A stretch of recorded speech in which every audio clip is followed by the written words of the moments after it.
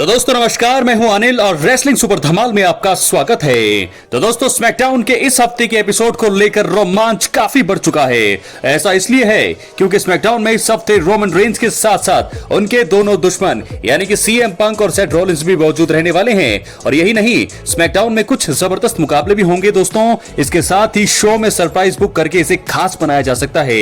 इसलिए इस वीडियो में हम ऐसी 3 चौंकाने वाली चीजों का जिक्र करने वाले हैं जो कि इस हफ्ते WWE स्मैकडाउन में हमें देखने को मिल सकती है। इसलिए वीडियो के अंत तक बने रहें और अगर आप चैनल पर नए हैं सब्सक्राइब करने के बाद ऑल पर क्लिक करें क्योंकि फ्री और यहां आपको हर प्रकार की रेसलिंग जगत से जुड़ी हुई तमाम जानकारी मिलती है और मिलती रहेंगी। इसलिए वीडियो को लाइक करें, शेयर करें, सब्सक्राइब करने के बाद ऑल पर क्लिक जरूर करें। बात करेंगे हम सबसे पहली चीज की, सबसे पहली स्टोरी की दोस्तों हम बात करने वाले हैं जो है रैंडी ऑर्टन और केविन ओवेंस से जुड़ी हुई। स्मैकडाउन में केविन ओवेंस और ऑर्टन के बीच हो सकता है खतरनाक ब्रॉल। जी हां दोस्तों, आपको बता दें कि रैंडी ऑर्टन ने एलिमिनेशन चेंबर 2025 में वापसी के बाद केविन ओवेंस पर अटैक करके उनके साथ दुश्मनी जारी रखी है। केविन ओवेंस पिछले हफ्ते स्मैकडाउन में किसी तरह रैंडी ऑर्टन की चंगुल से भाग निकले थे।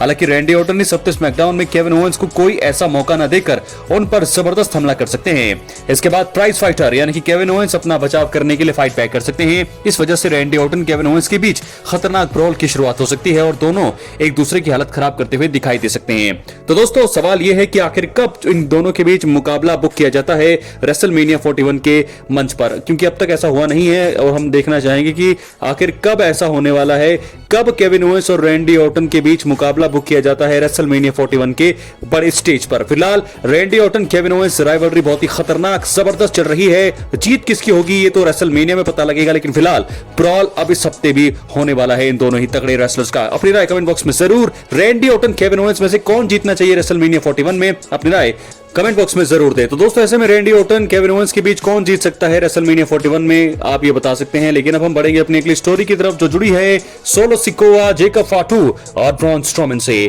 दोस्तों क्या स्मैकडाउन में सोलो सिकोआ की गलती के कारण जेकब फाटू को ब्रॉन स्ट्रोमन के हाथों पिन होना पड़ सकता है? देखना होगा। इस हफ्ते स्मैकडाउन में जेकब फाटू का ब्रॉन स्ट्रोमन के खिलाफ मुकाबला देखने को मिलेगा। इस मुकाबले की काफी खतरनाक होने की उम्मीद है और सोलो सिकोआ मैच में दखल देकर जेकब फाटू की मदद करने की कोशिश कर सकते हैं। संभावना है कि सोलो सिकोआ इस दौरान गलती से जेकब फाटू पर ही हमला कर सकते हैं। वहीं ब्रॉन स्ट्रोमन इसका फायदा उठाकर द समवन वेयरवुल्फ यानी कि जेकब फाटू को अपना फिनिशर देकर पिन करते हुए जीत हासिल कर सकते हैं। देखा जाए दोस्तों तो जेकब फाटू को अपनी पिन न होने की स्ट्रीक टूटना शायद ही पसंद आएगा।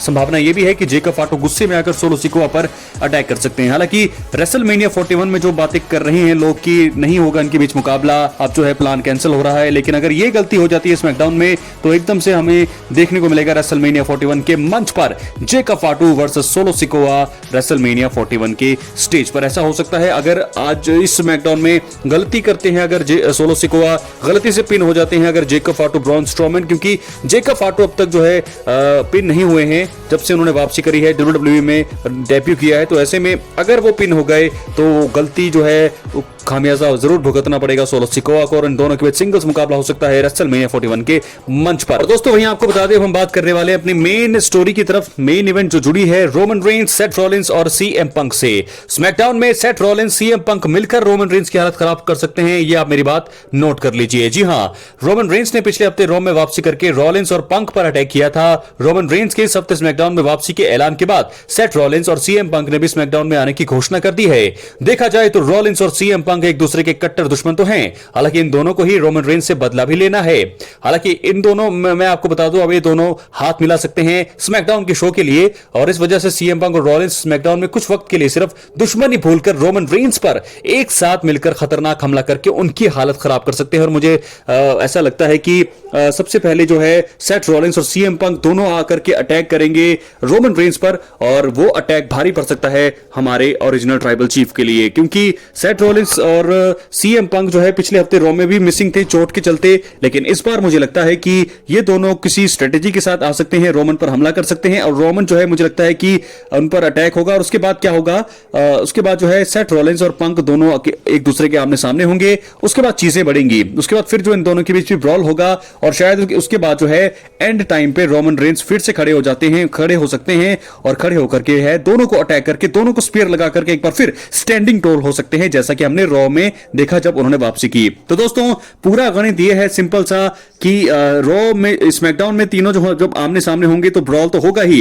ये बात कंफर्म है। ब्रॉल के साथ साथ यहां पर रोमन रेंस काफी तगड़े फिनिशर अपने फिनिश के साथ खत्म कर सकते हैं, लेकिन सबसे पहले उन पर हो सकता है अटैक जो करेंगे रॉलिंस और सीएम पंक। किस प्रकार अंत होगा ये तो मैंने आपको बता दिया है कि रॉलिंस और पंक यहां पर अटैक करेंगे रोमन पर। उसके बाद रोमन तो कुछ देर के लिए धराशायी होंगे, साइड में होंगे। उसके बाद जो है पंक और रॉलिंस आपस में जो है फाइट करेंगे और एंड में जाकर के रोमन फिर खड़े होंगे, स्पीयर लगा करके फिर से है स्मैकडाउन के शो का अंत होगा। अपनी राय कमेंट बॉक्स में जरूर। बहुत बहुत धन्यवाद।